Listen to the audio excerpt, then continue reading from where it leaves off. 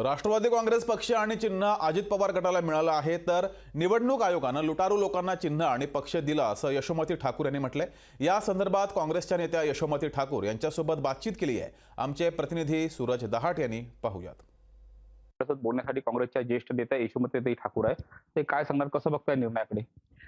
निर्णय शॉकिंग आहे। म्हणजे हे माहिती होतं की हे लोक इतकं असंवैधानिक वागणार आहे।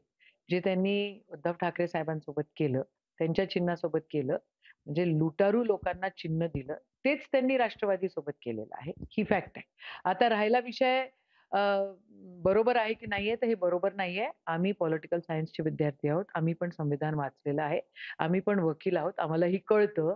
आश्चर्य ह्याचं आहे की प्रधानमंत्री आणि त्यांचे मित्र अमित शहाजी हे कसं काय या देशामध्ये होऊ देऊ देतात। काल परवा आम्ही आमच्या कार्यकर्त्यांसोबत बसलेलो होतो आणि एका कार्यकर्त्यांचं रिएक्शन अतिशय वाखणण्यासारखं आहे। तो म्हटला की दारू पिल्यानंतर नवरा जसं बायकोला मारते, तसं हे लोकशाही आणि संविधानाला मारतायत आणि मार खाऊनही आपले लोक जागृत होत नाहीये। आज जागृत होण्याची गरज आहे, नाहीतर उद्याचा काळ अतिशय कठीण काळ आहे आणि तो मग पुढची येणारी जनरेशन आपल्याला माफ करणार नाही, कारण आपण हे सगळं सहन करतोय। अजिबात कोणी हे सहन करणार नाही। येत्या निवडणुकांमध्ये यांना कसे दंडे बसतायत हे तुम्ही बघाल। सूरज दाट, लोकशाही मराठी, अमरावती।